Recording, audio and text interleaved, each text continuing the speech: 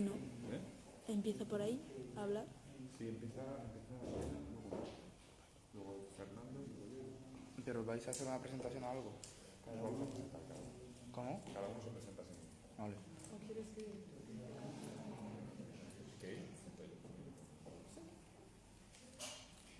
Hacemos una presentación de cada persona, porque como ya está en la pantalla explicando que está por aquí. Creo que sí. Cada uno se presenta. Podríamos hacerlo.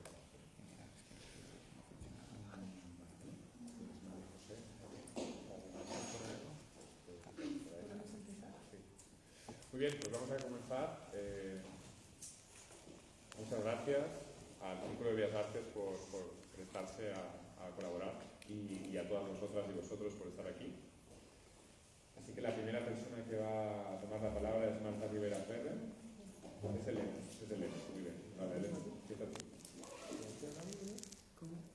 Este es un evento del colectivo Rebelión Científica organizado por el Círculo de Bellas Artes. Yo me llamo Elena, soy astrofísica.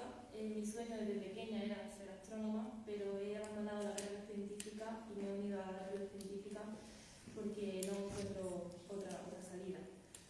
Este movimiento, la rebelión científica, o Scientist Rebellion, como se llamó en Reino Unido, surgió en Reino Unido a finales del 2020 con tan solo 2 personas, cuando realizaron la primera acción directa no violenta que consistió en lanzar pinturas a la Royal Society de Londres, demandando que las instituciones científicas hagan caso al conocimiento científico que están produciendo y apoyen explícitamente la desobediencia civil no violenta. Tan solo 2 años después, durante esta semana, unas 800 científicas de todo el mundo vamos a realizar acciones de desobediencia civil no violenta. El objetivo de este movimiento es bien sencillo: que la comunidad científica actúe como si de verdad estuviésemos en una emergencia. Llevamos décadas escribiendo artículos y haciendo divulgación sobre la crisis climática, pero las emisiones de gases de efecto invernadero no paran de aumentar, como si no hubiésemos hecho nada en todo este tiempo. Tenemos que pasar a la acción y tenemos que unirnos a la resistencia civil que los movimientos climáticos ya están haciendo por todo el mundo. No podemos seguir escondiéndonos detrás de nuestras universidades o en nuestros despachos y conformarnos con ser los portadores de malas noticias y seguir teniendo la conciencia tranquila, porque el resto de la población nunca va a ser consciente de la gravedad de esta emergencia si nosotros mismos no actuamos como si estuviésemos en una emergencia. Imaginad esto: hay 2 personas en una casa y una de ellas le dice a la otra: esta casa está en llamas, el techo está a punto de colapsar y tenemos que salir de aquí lo antes posible si no queremos morir. Pero sigue leyendo su periódico matutino y vuelve a su taza de café. ¿Sería razonable que la otra persona creyese lo que está diciendo? ¿Esa es su emergencia? No lo sería. Este caso es igual.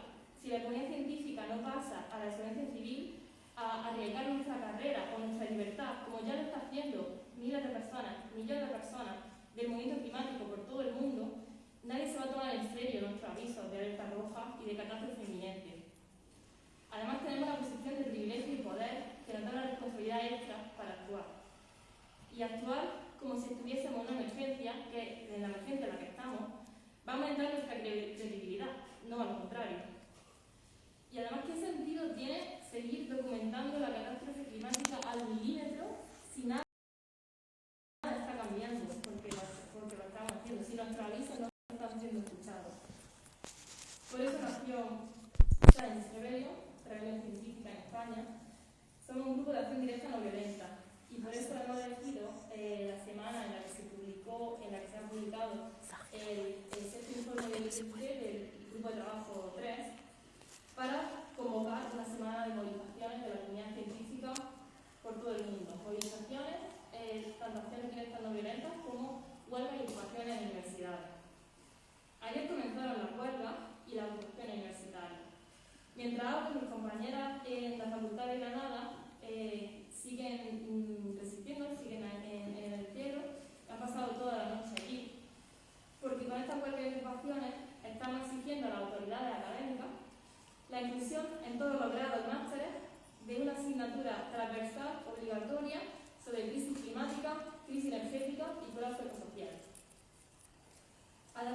miles de científicas van a exigir acciones de emergencia a sus gobiernos por todo el mundo, en más de 25 países.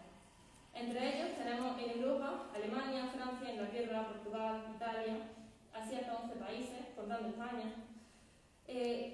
Luego también tenemos Ecuador, Panamá, Colombia, 5 países en América Latina, Tanzania, República Democrática del Congo, Malawi y una decena de países en África, Estados Unidos y Australia. Estaremos haciendo acciones toda la semana, especialmente mañana, día 6 de abril, que será la mayor movilización de científica de la historia. Porque el objetivo de 1,5 grados ha fracasado. El Acuerdo de París ha fracasado y necesitamos la revolución climática. Paso la palabra a Marta.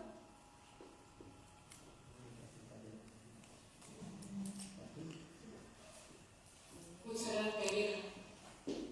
Bueno, yo tengo que agradecer de hecho a la Revolución Científica por organizar esta semana de movilizaciones. Yo no formo parte directamente de la Revolución Científica, pero sí que apoyo absolutamente todo lo que está moviendo en el pasado, en el presente y lo que vayan a movilizar obviamente en el futuro. Y lo que sí que me gustaría plantear aquí, ¿no?, es por qué quiero formar parte de esta semana de movilizaciones y por qué apoyo esta semana de movilizaciones, ¿no? Yo he participado en la elaboración de 3 informes del IPCC desde el año 2010, participé en el quinto informe, siempre de parte del grupo 2, de impactos a la adaptación y vulnerabilidad al cambio climático. Participé en el informe de suelos, que se publicó en el año 2019, y he participado en el sexto informe, que se publicó, la segunda parte del sexto informe, que se publicó el 28 de febrero, ¿no? Y realmente a lo largo de estos años, la sensación que tengo la podría resumir probablemente en 4 palabras, ¿no? La sensación que tengo es la necesidad de participar, ¿no?, y de pasar a la acción. Por un lado es el cansancio de estar repitiendo durante ya 12 años prácticamente lo mismo, si bien es verdad que cada vez tenemos más evidencias científicas, venimos repitiendo prácticamente lo mismo durante décadas, ¿no? La necesidad de transformar, la necesidad de dar un cambio radical, un giro a lo que es el sistema socioeconómico que es el que nos está llevando a la senda en la que nos encontramos ahora, ¿no? Por otro lado, la frustración de, efectivamente, ser muy claras también, ¿no?, en los mensajes, pero que realmente la acción política no está ni muchísimo menos a la altura, no está ni mucho menos donde debería estar para realmente dar un giro, dar un vuelco a la situación en la que nos estamos encontrando ahora, ¿no? Luego hay otro tema que casi diría que es miedo a la incertidumbre, ¿no?, miedo a lo que no sabemos que nos vamos a enfrentar. Casi siempre las proyecciones se han quedado cortas en estimar a lo que nos estamos encontrando. Los puntos de no retorno no sabemos dónde nos van a dirigir y realmente hay una sensación prácticamente que yo diría que de miedo, ¿no? Y luego hay otro tema que tiene que ver con el hecho de ser una ciudadana, una actitud, ¿no?, un tema moral, ético, de realmente, sabiendo lo que sabemos, no poder quedarnos con los brazos cruzados, ¿no? Realmente este cansancio, esta frustración y este miedo, pues obviamente al final con el tiempo se derivan en acción, ¿no? Y creo que es importante, a mí me gustaría de hecho rescatar, porque creo que en la presentación del informe de ayer, en la rueda de prensa del grupo 3 de ayer, el que tuvo un mensaje más claro fue claramente el secretario general de las Naciones Unidas, Antonio Guterres, y él señalaba, hablaba de desastre climático, hablaba de promesas rotas, ¿no?, a nivel político, hablaba de los intereses creados por los gobiernos y por algunas corporaciones, ¿no?, a nivel político, que son las que nos están conduciendo a este desastre. Y desde un punto de vista moral, como señalaba antes, me parece que es absolutamente inadmisible que por garantizar y por mantener el modo de vida de los pocos estemos poniendo en peligro la vida del planeta. Y digo la vida en mayúsculas. Entonces, en ese sentido, hay que ser responsables, ¿no?, como ciudadanas y realmente participar de estas acciones. Y también quiero destacar, ¿no?, entre las palabras que señalaba ayer el Antonio Guterres, el secretario general de las Naciones Unidas, él planteaba que algunos gobiernos y corporaciones literalmente estaban mintiendo cuando realmente decían una cosa, hacían otra. Me gustaría destacar aquí la situación que está ocurriendo en Tabango, ¿no? En Namibia, donde realmente está habiendo exploraciones ¿no? de nuevas perforaciones para encontrar nuevos yacimientos de petróleo, justo cuando ayer se estaba publicando el informe del capítulo 3 del IPCC, indicando que esto es pasado. O sea, que seguir pensando en las combustibles fósiles es pasado, es historia. Y entonces, observar y ser testigo que sigue habiendo acciones por parte de algún gobierno que siguen planteando, ¿no? una dinámica continuista en este sentido, pues como decía, no puede ser otra cosa más que frustrante. Y luego también, destacando otra de las palabras que planteaba ayer el propio Antonio Gutiérrez, que él indicaba que precisamente no son radicales las personas que estamos planteando o que plantean un cambio de rumbo, ¿no? Sino que son radicales los gobiernos y las corporaciones que siguen planteando mantener el status quo como lo seguimos estando ahora, ¿no? Entonces, en este sentido, me parece que es absolutamente imprescindible, como decía, apoyar y multiplicar los esfuerzos para que realmente haya este cambio de rumbo por todas las diferentes estratos de la sociedad, incluido, por supuesto, la comunidad científica, ¿no? Y aquí, obviamente, también se señalaba ayer, que también está en los informes del IPCC, los movimientos de base, ¿no? Y la reunión científica es un movimiento de base, no pueden ser ignorados, realmente deben ser apoyados y deben ser realmente, son una herramienta de transformación, una herramienta de cambio que efectivamente pues, son imprescindibles para liderar esta transformación radical que realmente es necesaria para poder conseguir no alcanzar los objetivos, porque por el punto 5 ya hemos contestado, ¿no? Bueno, pues eso es lo que quería trasladar y compartir con vosotros. Muchas gracias y doy la palabra, me parece que es a Juan o a Fernando, ¿no? Muchas gracias, Marta.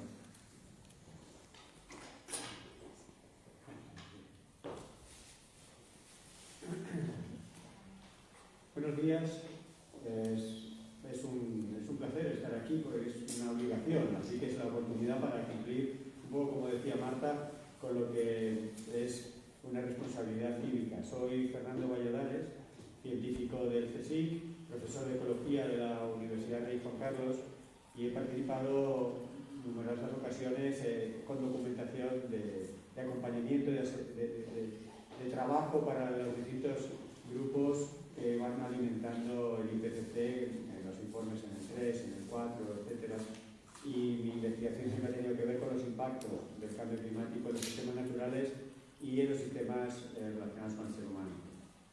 En estos minutos me he propuesto ser bastante breve en un formato 9 más 3 más 2. 9 ejemplos de cosas que se han maquillado por la política oscureciendo el mensaje científico, 3 exigencias y un par de razones de por qué estamos aquí. Ejemplos. Básicamente, os podéis imaginar que un documento de 3.000 páginas, que es el informe del IPCC, el informe completo, es difícil de resumir, es difícil de gestionar, y ayer estuvimos haciendo maratones para contrastar versiones anteriores, para ver un poco cómo estaba ese informe completo, y nos centramos sobre todo en el resumen para los gestores. El resumen para los gestores, para los políticos, el Summary for Policymakers tiene 60 páginas y es lo que la mayoría de la gente va a tener en su mano. Yo solo voy a dar unas pinceladas porque luego los demás compañeros ilustrarán más aspectos, porque eso es lo que más nos centró estos días. Voy a dar 9 pinceladas de cosas que, estando en el informe, han sido lavadas, han sido desdibujadas en el resumen, que es lo que tendrá en la mano mucha gente. Y son simplemente pinceladas. Las pinceladas os podéis imaginar, llevarnos muchas horas y no serían 9, serían 900. Pero para que veáis de qué hablamos. Pincelada 1. Abandono de los combustibles fósiles, comenzando por el carbón, con el cierre total de las centrales. Esto está en el informe y esto se ha caído del resumen. El pico de emisiones debe ser en el 2025. Está en el informe, se cayó del resumen. Abandono de la energía nuclear. Está en el informe, se cayó del resumen.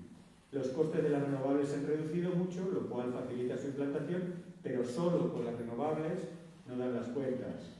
Hay que reducir el consumo energético. Está en el informe, no está en el resumen. Promocionar sistemas naturales antropogénicos de captura de CO2 que deben secuestrar el equivalente a lo emitido en la última década para no sobrepasar ese 1,5 grados. Las responsabilidades de la reducción, punto 6, en este ejemplo y en estas pinceladas que os estoy dando, las responsabilidades de la reducción de emisiones no se reparten por igual entre países y entre personas. Es la primera vez que de forma muy explícita y muy detallada las humanidades, las ciencias sociales, están recogidas en el informe. Y una de sus contribuciones más importantes es precisamente ponerle números a esta desigualdad y aportar datos que todos conocemos, como que el 1% de los que más han emitido 70 veces más que el 50% de los que han emitido menos. Hay que reducir no solo la producción, que siempre se ha puesto el énfasis en la producción, sino también en la demanda. Así que hay una exigencia de un cambio cultural y de comportamiento de la sociedad. Todo esto nos lleva en el punto 8, profunda transformación del sistema económico y detener el crecimiento global. El crecimiento que se ha tenido como un estimador de éxito es ahora mismo la principal amenaza. Y esto está en el informe completo, pero no está en el resumen. Y luego, como punto número 9, se cae en la tentación de usar términos luminosos, términos muy bonitos que enmascaran la realidad. Y en este caso, uno de los términos luminosos que enmascaran la realidad es el término de bioeconomía. Pero no podían llamarle ecoeconomía, porque no podían seguir sumándole ecos a una economía que no es nada eco. Entonces la han llamado bioeconomía. No es un término nuevo, lleva ya varias décadas, pero igual que el desarrollo sostenible no es sostenible, o el crecimiento verde no es verde, o el tecnooptimismo no es optimista, si uno lo analiza, o el ecomodernismo, debió ser moderno en su día, pero de moderno no tiene nada, le acuñar estos términos nos distrae del mensaje principal. 3 exigencias, ¿no? Hemos puesto 9 ejemplos, 3 exigencias. Desde la comunidad científica podemos exigir 3 cosas que todo el mundo podrá comprender y que el desafío está en cumplirlas. Conexiones, honestidad y sensatez. Esas son las 3 exigencias generales que reúnen un buen sentir de la comunidad científica. ¿Qué es esto de las conexiones? Ucrania, cambio climático. Manifestaciones de transportistas, precio de la gasolina, cambio climático.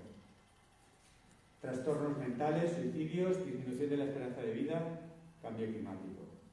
Estas conexiones hay que hacerlas, las tenemos que hacer. Los individuos que leemos las noticias, los profesionales de la comunicación que las generan, los políticos responsables de que estas conexiones nos hagan reflexionar en el origen del problema que es el cambio climático. Segunda cuestión, honestidad. La honestidad la hemos visto a Antonio Guterres explícitamente en la presentación en directo ayer, hablaba de mentiras. En el término que a mí más me gusta es hipocresía organizada. La hipocresía organizada aparece en el informe, se ha caído del resumen. La hipocresía organizada es una forma de gestionar sociedades complejas que no están de acuerdo en muchas cosas y hay que, de forma hipócrita, pretender que estamos de acuerdo. Bien, un grado, un punto, como la pimienta en una comida, de hipocresía puede ayudar a desatrancar un debate. Pero si nos pasamos, como nos estamos pasando de hipocresía, al final no resolvemos ni abordamos las cuestiones. No podemos seguir mintiendo ni aceptar mentiras de los gobiernos y de los políticos que nos representan. Así que la honestidad es totalmente imprescindible. Y un ejemplo de falta de honestidad lo tenemos, se ha puesto el ejemplo de los países, voy a poner el ejemplo de entidades. Las entidades financieras, las 30 principales entidades financieras del mundo, se pusieron de acuerdo para establecer una alianza de Net Zero, Glasgow Net Zero Alliance, la alianza para el cero carbono en Glasgow. De las 30 entidades que la propulsaron y lo pusieron, solo 11 tienen un plan medianamente trazable que va en la línea que ellos se propusieron. Y las 30 están activamente implicadas en detener cualquier acción a nivel nacional e internacional para mitigar el cambio climático. Eso es un ejemplo claro de hipocresía organizada, para que el que no tenga claro el concepto, que mire la alianza que estas mismas entidades bancarias, sin que aparentemente nadie las haya forzado a hacerlo, dicen una cosa y hacen justo lo contrario. Y la tercera cuestión, la sensatez. Se nos ha olvidado la sensatez. La sociedad en general adolece de sensatez. Se habla de que las personas mayores tienen más sensatez, quizá porque tienen más tiempo y porque han visto más cosas, pero estamos en un momento en el que, por ejemplo, la desigualdad no es una cuestión ética, no es una cuestión de caridad por el pobrecito que está sufriendo el cambio climático. La desigualdad nos arrastra a todos. Una sociedad desigual es menos resiliente ante el cambio climático y ante cualquier emergencia. La desigualdad, por ejemplo, es una cuestión de sensatez. Hay que romper la desigualdad y hay que romper el que unas personas paguen más los impactos del cambio climático por una mera cuestión de sensatez, de funcionalidad del sistema socioeconómico. Y tenemos otro punto de sensatez. La tecnología que no existe no nos sirve. La tecnología que no está hoy no la podemos meter en nada, en nada. Los sueños, sueños son. La tecnología que viene, vendrá, ojalá venga, pero no se pueden hacer cuentos con la tecnología que no existe. Esto es sensatez.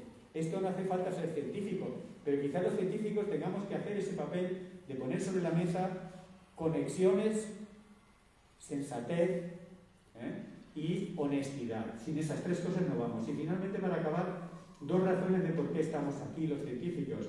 Bueno, pediríamos valentía y unidad, porque sin valentía para afrontar cosas difíciles como las que estamos no vamos a estar a la altura del desafío. Unidad, porque si no nos ponemos medianamente de acuerdo, pues no vamos a poder estar a la escala global y la magnitud del problema. Pero los científicos hemos alimentado a muchos movimientos con nuestros datos. Por tanto, los científicos no podemos quedarnos en nuestros laboratorios siguiendo en esta producción de datos e informes.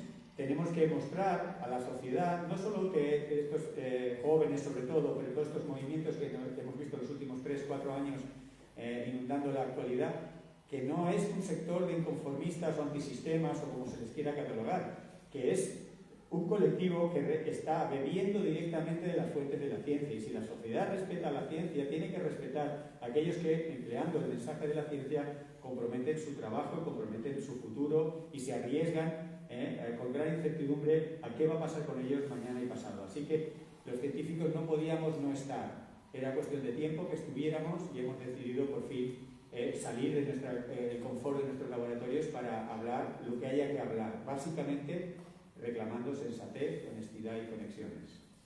Gracias. La palabra. Sí, me toca a mí.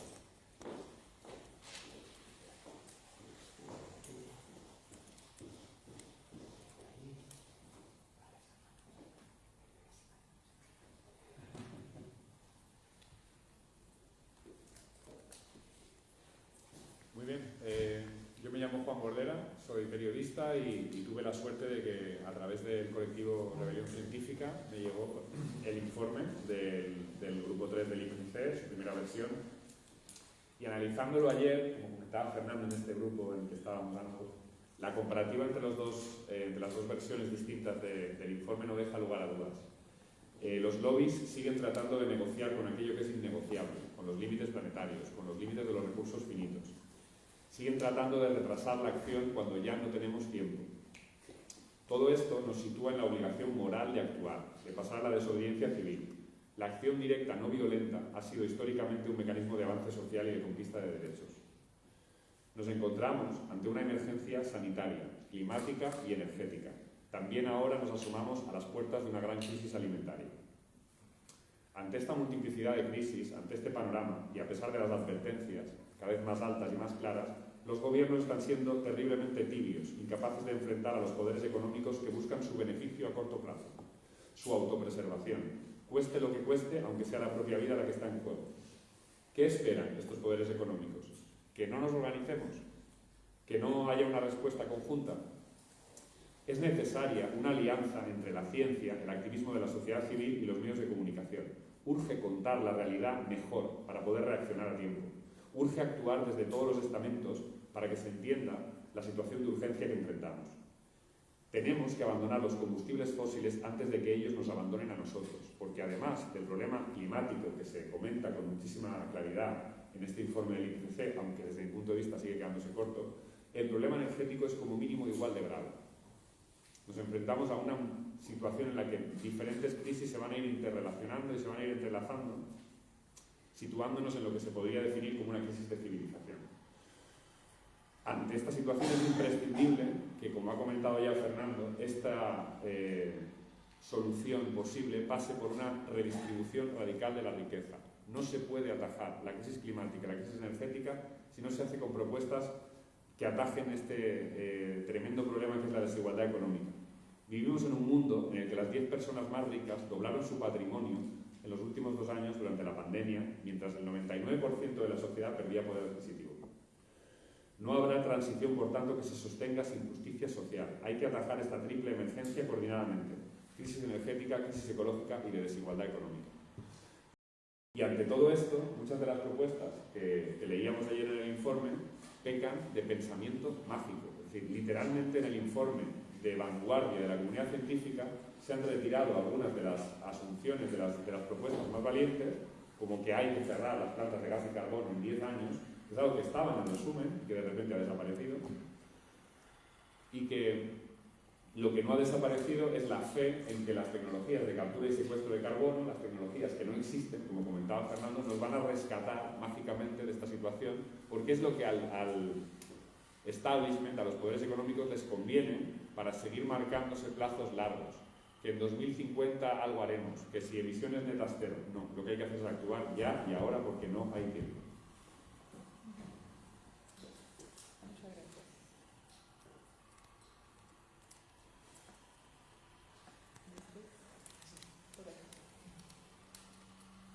Hola, pues yo soy Agnès Delage-Amat, soy catedrática e investigadora en Ciencias Sociales y aquí estoy justamente por eso, porque el capítulo 3 del IPCC, que se publicó ayer, no es un capítulo de climatología, sino de organización sistémica, o sea que el problema es humano del cambio climático.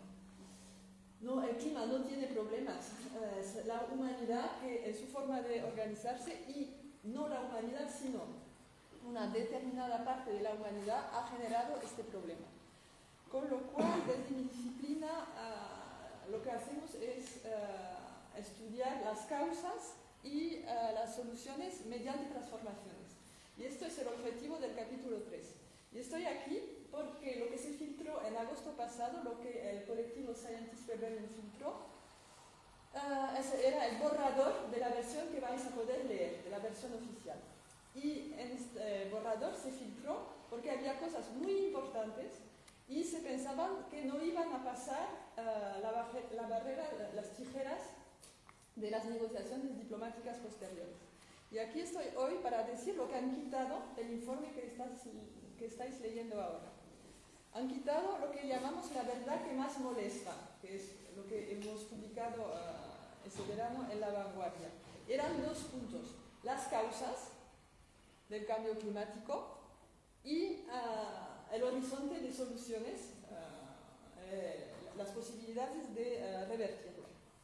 La causa es una causa central, y así lo decía el borrador filtrado, y lo voy a leer para que, como se ha cortado, que quede para los medios. Y cualquier medio con la responsabilidad, la sensatez y el compromiso ciudadano que han descrito mis compañeros lo podrá retomar y restituir. Y leo la frase: la interacción entre poder, política y economía es central para explicar por qué los compromisos no se traducen en acción urgente. O sea que la inacción climática, que llevamos décadas viendo cumbre tras cumbre, no es inacción climática, es acción frenética de los grupos de intereses económicos. Y esto se ha quitado del sumario que se ha publicado ayer. Entonces, para contar la realidad mejor del cambio climático, tenemos que, creo, dejar de hablar de cambio climático, sino de quienes cambian el clima, quienes actúan para fabricar inacción climática. Entonces, del informe actual se ha quitado los responsables y se ha quitado también, y es un escándalo de una magnitud que yo ni me lo podía imaginar y lo tuve que releer varias veces, se ha quitado la solución principal que promovía el borrador original, que era lo cito, un Estado fuerte, nuevas instituciones políticas y democratizar la acción climática. Es decir, que el sistema social para contrarrestar el poder de los lobbies es que todos les estemos viendo y que todos podamos participar en la toma de decisión climática mediante mecanismos de participación ciudadana que no son nada utópicos, que tenemos en Europa ya previstos, ya regulados por el convenio de Aarhus, en América Latina por el Tratado de Escazú, etc. Entonces, la palabra central del borrador era la democratización de la acción climática. Y la palabra democracia ha desaparecido del informe actual. En el informe actual, lo podréis buscar todos para comprobarlo, le dais la palabra democracia al buscador o democratización, no está. Vamos a aceptar esto, vamos a aceptar que cuando se revisen las conclusiones de la ciencia y de las ciencias sociales se saque la palabra democracia. Creo que no, y que creo que esto justifica más que ampliamente la cuestión de la rebeldía y de la desobediencia civil. Y concluyo con esto. Que no es poco. Vale, pues ya si tenéis alguna pregunta, y si no, pues... Yo quería saber este movimiento de rebelión científica, ¿qué repercusión va a tener, digamos, a lo largo de la semana en distintos puntos de España? Si podéis hacernos un poco de calendario de agenda. Mañana sé que es el acto principal de desobediencia civil, pero bueno, ¿cómo se está gestionando esto y cuántos apoyos, digamos, tenéis en los distintos departamentos del mismo? Pues ayer empezaron las huelgas y la ocupación universitaria. Se me ha ido un poco de las manos porque al final se han ido apuntando muchísima gente a la huelga y no por el formulario que teníamos en la web. Entonces sabemos que un departamento entero en Barcelona se ha unido a la huelga y mucha gente repartida por toda España en distintos puntos. En Granada empezó la ocupación ayer y esta noche estuvieron allí y siguen todavía. Luego tenemos semana de acciones, sobre todo centrada en Madrid, en el evento, la acción de mañana, que va a ser histórica, en la cual podemos llegar a más de 50 científicas revelándose. Y bueno, no solo en España, en más de 25 países, en torno a unas 800 científicas van a poner en juego su libertad, van a arriesgarse a ser detenidas en esta movilización histórica. ¿Puedo hablar de la asamblea? Sí, el manifiesto. Sí. Claro, esto va a ser un poco...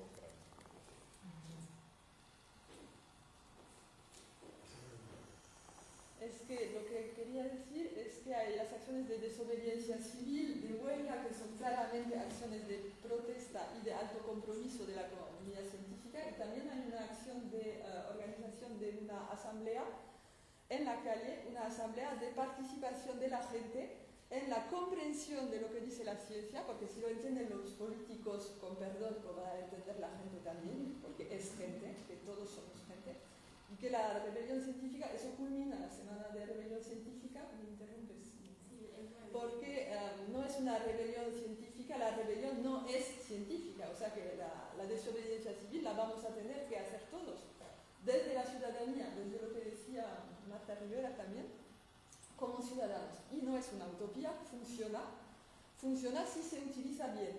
Hay una asamblea climática ciudadana ahora mismo en España organizada por el gobierno. ¿Quién lo sabe? ¿Qué va a hacer esta asamblea climática? Nada. O sea que nosotros montamos una asamblea climática en la calle para demostrar que la participación ciudadana sí funciona y que cuando la toma de decisión no está secuestrada por los lobbies, ningún pueblo del mundo toma decisiones que van en contra de su propia vida.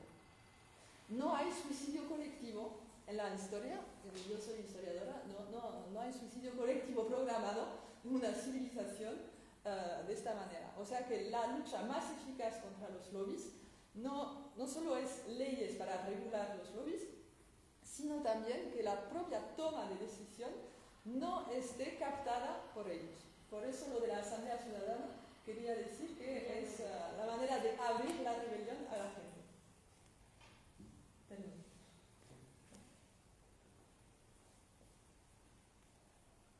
Supongo que uno de los objetivos fundamentales vuestros será eso, el conectar lo que es la ciencia con el ciudadano para que entiendan de primera mano que esos mensajes que se oyen de vez en cuando por la tele, por la radio y pasan así fugaces, pues que tienen un soporte científico muy potente, que eso está más que demostrado y que todos juntos, digamos, desde la ciudadanía es la única manera de presionar a los políticos para que puedan tomar decisiones que vayan en otro sentido, ¿no? Valientes, de alguna manera. Y además cambiar el chip, porque no solo presionar a los gobiernos para que tomen decisiones, lo que demuestra la participación ciudadana es que la democracia representativa, los políticos electos, pueden perfectamente gobernar en una forma mixta de cogobernanza ciudadana con la gente. Se ha hecho en Irlanda para aprobar la ley del aborto, pues se formó una asamblea ciudadana y se informó sobre los problemas sociales de la ley del aborto y decidió cambiar y reformar la ley del aborto. Las asambleas ciudadanas climáticas son el instrumento más privilegiado, eso lo decía el IPCC, no es un punto de vista militante. Cuando habla de democratizar la acción climática, habla de esto, que la toma de decisión no sea solo de una oligarquía, porque es la palabra, oligarquía política o económica. Yo quería matizar o aportar a lo que está diciendo Andrés, que cuando hablemos de ciencia hay dos cosas a tener en cuenta. Por un lado, como ya se ha abierto en el propio IPCC, la ciencia no solo es matemáticas, la ciencia incluye la historia, la antropología, la psicología, la sociología y tampoco solo la economía. Y hay que abrir ese espectro, que muchas veces uno cuando habla o piensa en la ciencia climática, piensa en la física, en los modelos físicos del clima, y el cambio climático implica a prácticamente todos los ámbitos científicos, como ya se está reflejando en el propio IPCC y como todos tenemos que tener presente. De alguna manera, prácticamente cualquier actividad científico-técnica, cualquier actividad está implicada en el cambio climático y debe contribuir con conocimiento y por otro lado nutrir a la sociedad con ese tipo de conocimiento que no es solo la temperatura, la presión, la humedad relativa y la velocidad de las corrientes. Eso es una cuestión. Y otra cuestión, claro, más importante, que a los científicos lo que nos estimula no es tanto que tengamos las soluciones perfectas y resueltas, que esas no las tenemos, porque buena parte de la solución es una solución social y es una solución de la civilización, de la humanidad, sino lo que nos ilusiona en esta rebelión es transmitir el pensamiento crítico intrínseco a la ciencia, la manera de abordar problemas complejos que la ciencia lleva milenios desarrollando, que puede ser útil. Yo creo que es hoy por hoy una herramienta casi la única que podemos emplear de forma objetiva. Y en esa herramienta uno de los criterios es honestidad, si lo queréis llamar así. Los científicos decimos cómo alcanzamos las conclusiones en material y métodos. Tenemos unos procedimientos muy transparentes que a lo mejor están equivocados y se pueden cambiar precisamente porque contamos cómo se hace. El método científico y la aproximación crítica de la ciencia es una herramienta muy poderosa que no solo la ejercemos los científicos, la tienen que ejercer las madres, los padres, los profesores, los taxistas, las agricultoras. Todo ciudadano, toda persona tiene que ir entrando en ese pensamiento más ilustrado, que no tiene que partir. En la era de Google no hace falta tanto conocimiento, porque uno le da la tecla a Google y busca esa palabra o ese dato que no conoce, pero tiene que tener la estructura mental, el pensamiento crítico de la ciencia para buscar en Google, para informarse, para aliarse, para establecer acuerdos, para apoyar o no a un determinado grupo o opción política. Y ese pensamiento ilustrado, crítico, con una pincelada importante de la ciencia, no solo es patrimonio de los científicos. Los científicos podemos dar talleres, inspirar, escribir, hacer películas, asesorar en el guión, pero es la sociedad la que tiene que ir rápidamente incorporando, y esto se aplica al cambio climático como seguramente a muchos otros desafíos, entre los cuales están pues, conflictos y tensiones en todo el planeta.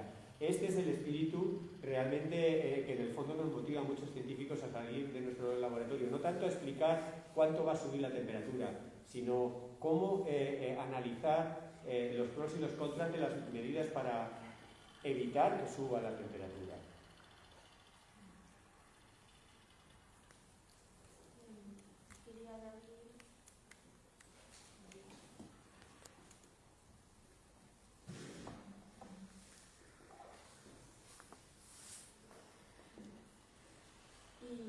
Y añadir que no solo salir para hacer divulgación, para explicar, tenemos que explicar con el ejemplo, ser el ejemplo para el resto de la población de desobediencia civil y de arriesgarnos a nuestra libertad o a nuestras carreras, porque la historia nos dice que la forma de hacer un cambio sistémico tan grande como el que necesitamos y en los tiempos que lo necesitamos hacer es una revolución, es una rebelión climática, que es a la desobediencia civil, hacer ciertas acciones, desobedecer leyes injustas que den lugar a una rebelión. Pero si nosotras mismas no nos estamos arriesgando a desobedecer esas leyes, no nos estamos predicando con el ejemplo, no podemos esperar, no podemos pedirle a la ciudadanía que lo haga. Así que tenemos que ser el ejemplo y ser la punta de lanza del movimiento climático, sumando a la resistencia civil por todo el mundo.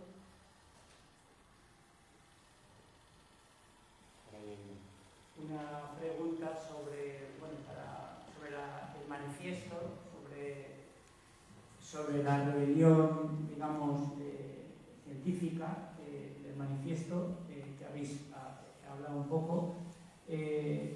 Varias cuestiones. Una, aquí estoy representando a científicos y científicas, pero hay más, no sé si podéis dar más nombres, podéis dar un número de las científicas y científicos que se están sumando. También, si podéis comentar aspectos más, digamos, de actuaciones directas que van a pasar ahora y a partir de ahora, que va a tener esto una continuidad, esa sensación que habéis expresado de frustración, de saber que hay que hacer algo más, que no basta con las investigaciones científicas, sino que hay que ir más allá. Si podéis hablar un poco más de esto, o qué dice el manifiesto al respecto. Y también habéis dicho que hay casos en que salís del confort de los laboratorios, que salís, incluso que se abandonan carreras científicas temporalmente, supongo, para dedicarse al activismo climático en esta situación de emergencia, de extinción de la vida a nivel global.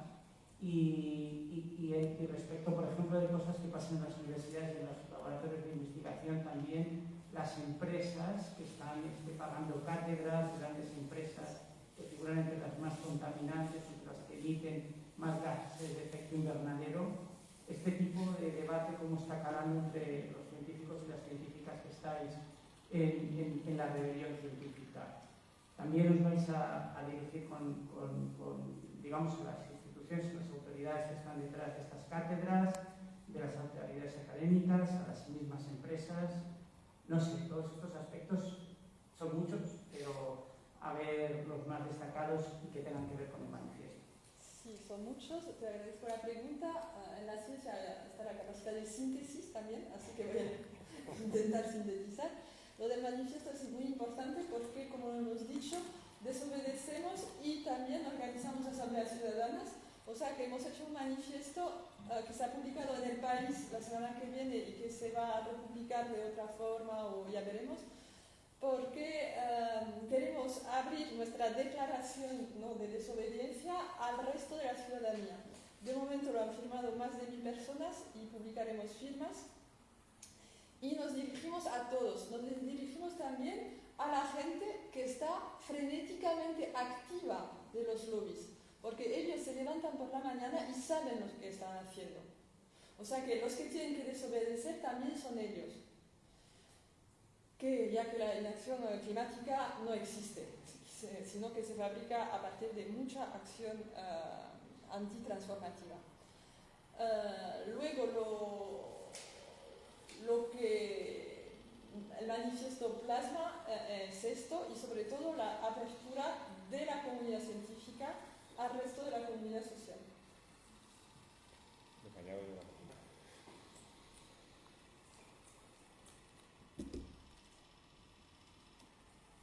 una cosa que el manifiesto enfatiza es la falta de tiempo para actuar. Es decir, lo que Elena comenta es clave porque esto es el principio, no es el final del camino, no es que mañana se haga una acción y nos vamos a casa. Esto es, igual que por ejemplo para el movimiento feminista existieron las sufragistas, igual para el movimiento climático es vital que exista una línea de vanguardia, de acción directa no violenta, para ejemplificar la urgencia, para ponerle cuerpo a esa urgencia de tal manera que sea más fácilmente comprensible para la gente que igual no tiene acceso a toda la información. Y entonces hay que usar las tres vías. Hay que usar la vía de los manifiestos, de los medios de comunicación, hay que usar la vía de la desobediencia civil y a la vez hay que usar la organización ciudadana participativa a través de asambleas y a través de movimientos sociales que plasmen esa necesidad y que le pongan, le den las propuestas necesarias, ¿no? De todas formas, lo que está en juego es un planeta sin nosotros. Así de claro, o sea que no es más que el voto a las mujeres, o sea que es un planeta, Exacto, sí. es un planeta sin nosotros. Estamos en la posición de los científicos de No mires arriba, la película esa de Netflix que arrasó antes de la guerra de Ucrania. O sea que está, y sobre todo Elena, que es astrofísica, como la protagonista principal de la película. Venimos a, es algo que inventamos otro final a la película de Netflix porque los científicos de Netflix iban a la tele y a la Casa Blanca y no les funcionaba. Bueno, a la tele sí para enrollarse, pero si no, no. Y lo que inventamos nosotros es otro final, una comunidad que actúa políticamente de manera grupal, que se moviliza con el resto de la sociedad. Eso es lo que intentamos inventar otro final a un planeta que va a estar sin nosotros. Y lo digo porque acabo de ver que Netflix ha pedido a las científicas del IPCC, a Valérie Delmotte-Masson, inventar otro final para la peli. O sea que es un tema que también permite ver, porque la peli es sobre dos científicos, y permite ver el drama de la palabra científica que no se escucha. Y sobre todo, el poder de los lobbies, porque ¿quién es el responsable de que colisione el cometa en la película? La compañía Bush Life, que tutela el poder político. Así que un planeta sin nosotros, si resumimos la rueda de prensa, es la rebelión contra esto, ¿no? Bueno, sé que lo habéis comentado más o menos, pero a mí lo que más me interesa es que la gente que estaba deseando que alguien abanderara esto, no me gusta el lenguaje bélico, pero habéis dado el pistoletazo de salida y ha sido de parte de la ciencia. Detrás tienen que ir los lobbies y detrás tienen que ir los políticos, pero desde el principio tenemos que estar la ciudadanía. Hay muchos activistas en toda España, sobre todo en zonas rurales también hay muchísimos colectivos, empieza a haber mucha gente que está deseando hacer algo eficaz, efectivo, de verdad. Entonces, aunque habéis dicho lo de las asambleas, me imagino que habrá muchas en el tiempo, que esto nada más que acaba de empezar. Estáis hablando, me estaba imaginando un nuevo 15M en las plazas de cada pueblo, reuniéndose la gente, no un 15M, entiéndeme, sino la gente de pueblo, de ciudad, parándose a ver por dónde se pueden hacer. Pero siempre a mí lo que me están pidiendo es ¿y qué hago exactamente? ¿Qué puede hacer la ciudadanía? Imagino que lo habéis fantaseado porque os habéis metido en esta gran aventura. ¿Qué puede ir empezando a hacer la gente de todos los sectores desde ya, desde este momento? Porque a mí me piden luego, sí, lo quiero hacer, pero ¿qué hago? ¿Qué hago? Pregunta difícil. Lo que sí que es verdad es que hay asambleas regionales. O sea, que existen también ya proyectos de asambleas ciudadanas que están aplicándose en Baleares, que están empezando también ahora en Cataluña. Hay que pelear desde los colectivos de la sociedad civil para que esto se pueda hacer de una manera que es muy lógica. Es decir, a medida que vamos a ir desglobalizándonos, es decir, a medida que la sociedad se va a descomplejizar porque la energía neta disponible va a ser menor y porque el cambio climático va a ir cada vez agravándose más, la toma de decisiones políticas también se tiene que relocalizarse, ¿no? Igual que se va a relocalizar algunos procesos productivos y tenemos que tener circuitos de alimentación más próximos, también tenemos que tener una toma de decisiones política más asentada en el territorio. Yo insistiría en el mensaje que le exigimos a los políticos y a los empresarios, que también se aplica a cada uno de nosotros, en primera persona, no solo en segunda y en tercera persona a ese otro ciudadano o ciudadana, sino a cada uno de nosotros. Y os lo recuerdo, básicamente conexiones, honestidad y ¿cuál era el tercero? Sensatez. O sea, y que gobierne la gente con sus representantes. Sí, que es lo que recomienda el IPCC. Eso es, esta es la parte que mejor defiende Agnès, pero la que yo entiendo bien la resumo en 3 palabras: sensatez, honestidad y conexiones. Y esto, cuando uno esté sentado en su sillón, que me dice, ¿qué puedo hacer? Claro, uno puede ir y ver la lista de acciones sostenibles, ver cuáles de sus actividades son más intensivas en carbono e intentar reducirlas. Bien, estas son tareas que creo que más o menos en el subconsciente de todos pueden estar. Pero yo creo que es más importante todavía que trabajemos en establecer conexiones, conexiones no solo entre lo que pasa y las noticias, que era una de las conexiones, pero por ejemplo conexiones entre quién es responsable de lo que pasa, y conexiones también entre cómo es posible que baje la gasolina si lo que hay que hacer es no usar gasolina. Esa es una conexión que tiene que hacer la gente, no se la tiene que dar dada a la gente los políticos. No rechina a nadie que en un momento en el que no hay que usar gasolina te lo pongan más fácil. Eso es una conexión que tenemos que hacer. La honestidad es entender que mi forma de vida, como la de todos mis compañeros, como la de mi familia, como la de mis amigos, como la de los propios políticos, como la de todos, no es sostenible. Y esa honestidad empieza cuando te levantas por las mañanas y te miras en un espejo y dices, ¿cuántas de las cosas que yo hago no están bien hechas? ¿Y cómo podría yo hacerlas mejor? Entonces, tampoco que la gente vaya esperando una lista. La lista te la tienes que hacer tú al lavarte los dientes por la mañana. No es tan difícil, pero requiere un rato de establecer esas conexiones, de ser honesto y finalmente de aplicar la sensatez. Se nos olvida la sensatez. Yo pongo muchas veces la imagen de esa señora mayor, esa abuela, que ya ha pasado todo y está sentada en la puerta de su casa, tejiendo muy reflexivamente sobre lo que están haciendo sus nietos. Esa actitud tan reflexiva que a nosotros nos transmite sensatez, la tenemos que rescatar por el bien de todos. ¿Y eso qué significa? Que esa señora, mientras hace su punto, mientras mira el paisaje, mientras prepara piensa qué va a hacer en ese día, tiene esa calma para establecer conexiones y para ser honesta. Y eso lo estamos perdiendo. Y tenemos que dar marcha atrás rápidamente para decir, no es posible esto no es sensato, y lo que no sea sensato no lo hagamos, porque nos estamos quedando sin tiempo para seguir haciendo cosas sensatas. Nos quedamos sin tiempo para que haya una actividad de esquí cubierto en el centro de la Comunidad de Madrid, a 600 metros de altitud. Eso tiene una energía tremenda, no hace falta ser muy listo. Uno de repente dice, he llevado a mis sobrinos a esquiar en cielo cubierto. ¿Cómo es eso? El agua y la energía esa es la sensatez que una persona tranquila puede desarrollar, y eso lo estaríamos viendo. ¿Qué le voy a pedir yo a la gente? ¿Que deje de viajar en el fin de semana? No, lo que le voy a decir es que piense por sí misma cuánto CO2 hay implicado en ese viaje y si es realmente imprescindible y si puede ser feliz haciendo otras cosas. Pero yo no le voy a decir nada. Creo que esa sensatez tiene que venir de la reflexión y de una actitud muy diferente a la que estamos haciendo. Vamos a dejar la palabra a Marta. Sí, bueno, yo creo que rescatar una cosa que ha dicho Juan. ¿Se me oye? Sí. Vale, perdón. Que tiene que ver con el tema de la gobernanza, ¿no? Y la gobernanza policéntrica, que de hecho es un término, ¿no?, que utilizaba Emil Rossmann, que ya sabéis que es el premio Nobel de Economía, la primera mujer premio Nobel de Economía. Creo que de hecho hasta la es la única, no sé si de otras, pero me parece que no. Y que se rescata, de hecho, ¿no?, los informes del IPCC, la necesidad de esa gobernanza policéntrica, que básicamente lo que hace es acercar las decisiones a la ciudadanía en una coordinación con los diferentes estratos o niveles de gobernanza, desde lo local hasta lo global, ¿no? Entendiendo que el cambio climático, las decisiones, los impactos ocurren a nivel local, que a nivel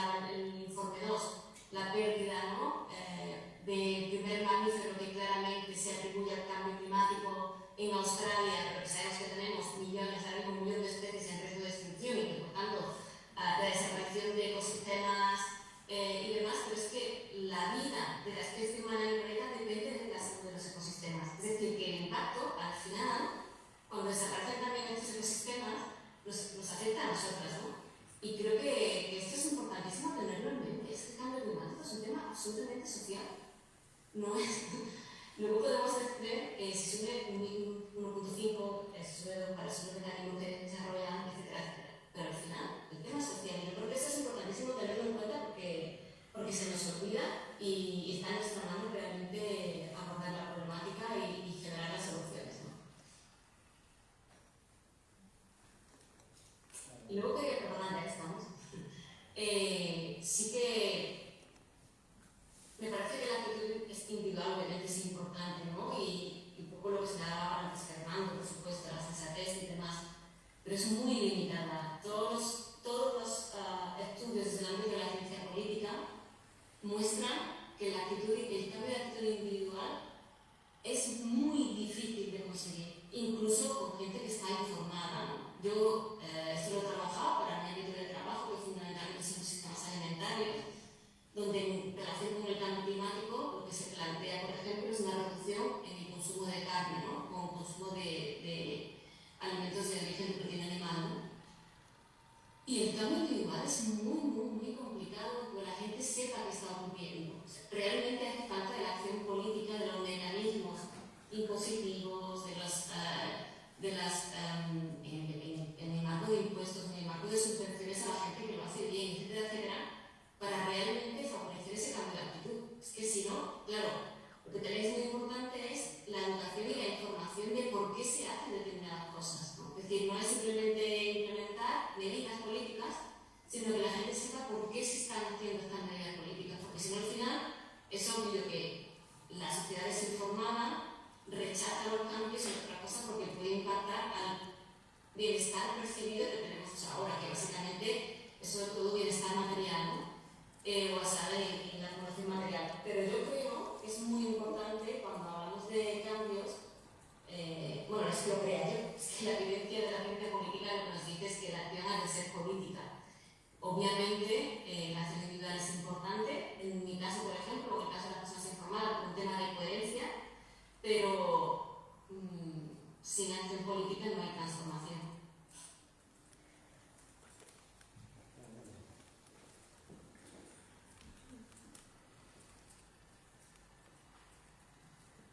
Sí, exactamente eso, sin acción política no hay transformación y como acción política no está habiendo por parte de los políticos, tenemos que actuar nosotras políticamente.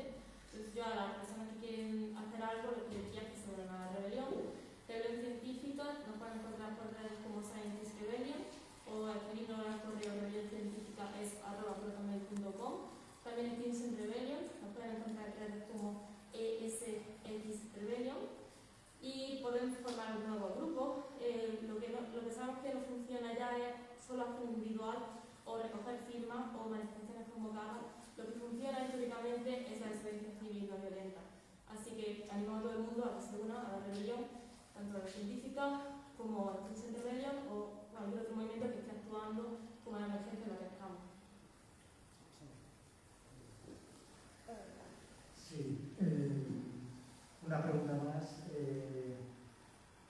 Bueno, quería saber si la revolución científica va a ayudar también, por ejemplo, pues a denunciar temas, por ejemplo, los big polluters en España. Entonces, el Repsol, por ejemplo, sigue anunciando que está abriendo nuevos pozos ahora mismo en Noruega, y esto para mí contrasta bastante también pues, con las cátedras universitarias que tienen. También estamos viendo, por ejemplo, que el Teatro Real, por ejemplo, en España, todavía sigue financiado por los anticontaminantes, etc. Entonces, parece si habría esa derivada también esta semana de la rebelión, ¿no? Y por otra parte también me preocupa mucho que en el informe se recogen datos solo hasta 2019, sabemos que en 2020 fue la COVID-19, en 2021 subieron ya las emisiones un 6%, en 2022 se espera que suban un 14% más. Entonces, bueno, sobre todo con la guerra, etcétera. Entonces, ¿esto qué consecuencias puede tener respecto al informe científico? Estamos viendo que la norma ya estaría desfasada. Esto sí muy relacionado con la crisis alimentaria que también he señalado, ¿no? Y también con las propias crisis de combustibles fósiles, energía, etc.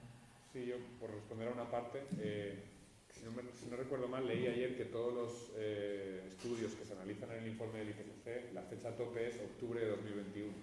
Y desde octubre de 2021 hasta ahora hemos visto una guerra, hemos visto un aumento brutal de los precios de la energía, es decir, a medida que la crisis sistémica se va acelerando, nuestra capacidad de reacción es más corta y esto es un poco lo que nos impele a lo que comentaba un poco Elena, ¿no? Es decir, hay una frase que se ha eliminado del resumen del informe del IPCC que literalmente decía que los cambios incrementales o graduales no sirven.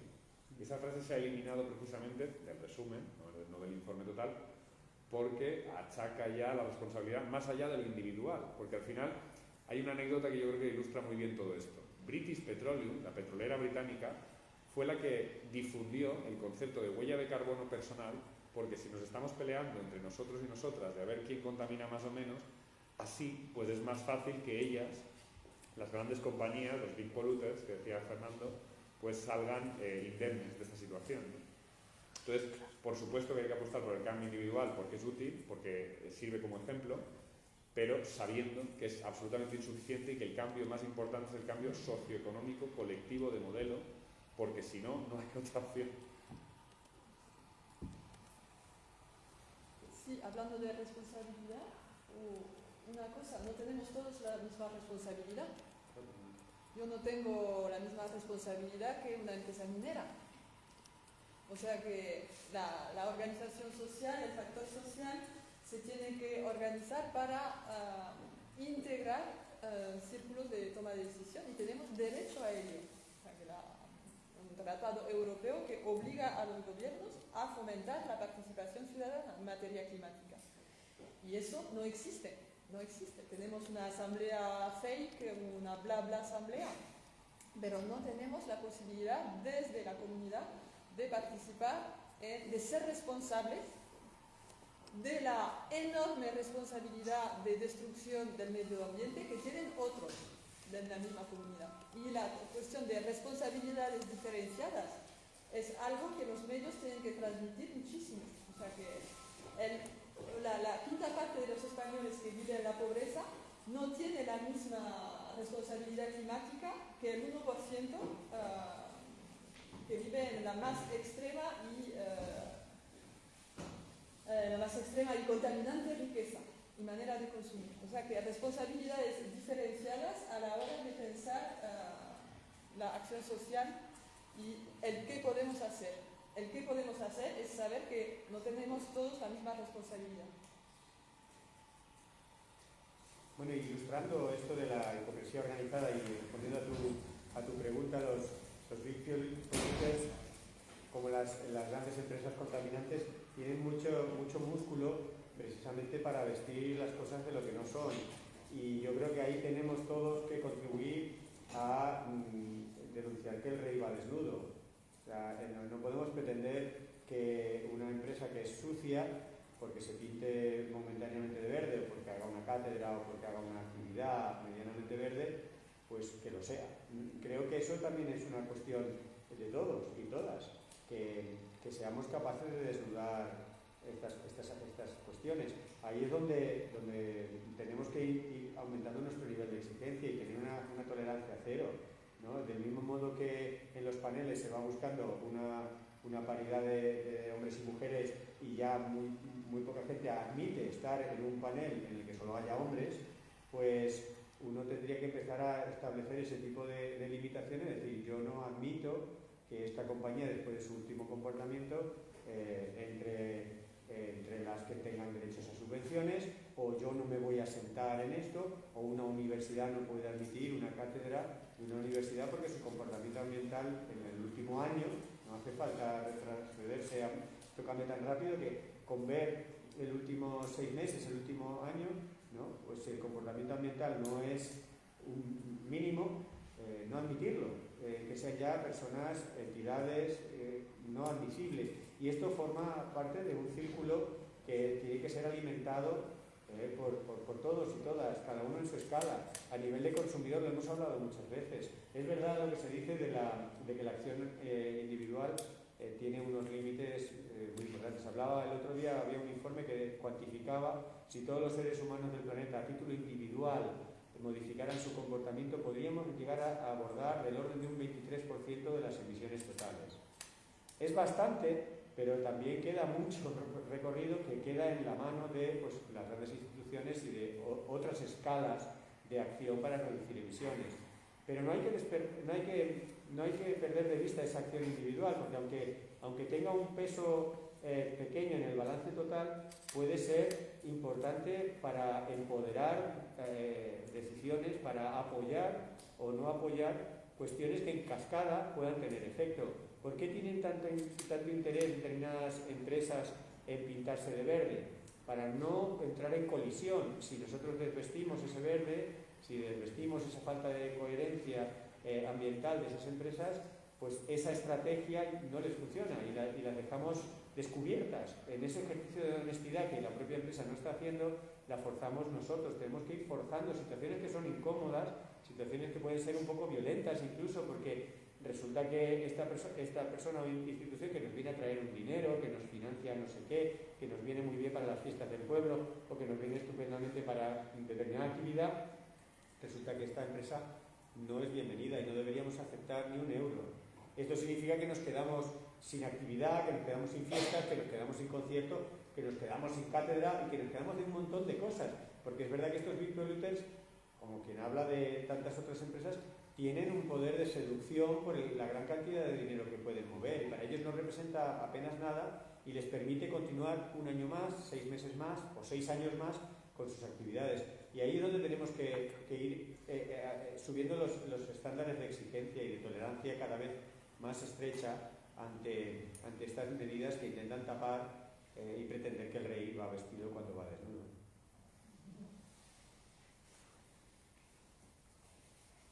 O sea que hay mucho que puede hacer cada uno de nosotros, no solo cambiar de hábitos, no solo...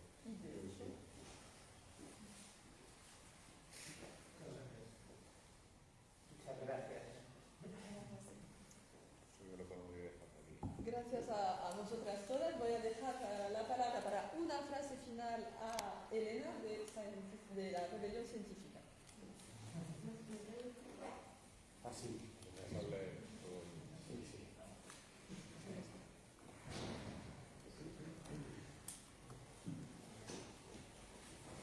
Bueno, quizás sean dos a la vez. Mañana vamos a hacer historia. Cientos de científicos realizarán acciones en más de 25 países. Solo en España, más de 50 personas de la comunidad científica harán una acción aquí en Madrid y se arriesgarán a ser detenidas y a cargos legales. Durante toda esta semana también va a haber pequeñas acciones espontáneas y yo ahora mismo voy a hacer una acción directa no violenta fuera de este edificio, a unos 5 minutos de aquí. He dejado mi trabajo y así me sumo a compañeros que también están abandonando sus carreras y haciendo acciones siempre que pueden, en la medida de sus capacidades. El ambientólogo Kai Toffer en Alemania ha hecho estos días 4 acciones seguidas. Lo hago en solidaridad con mis compañeras de Granada, que siguen encerradas en la universidad. También en solidaridad con las activistas del sur global, que están muriendo por defender a la tierra. Aquí no nos matan, por tanto tenemos una mayor responsabilidad de actuar. Si alguien me quiere acompañar, puede seguir a María Elisa, que se encuentra allí.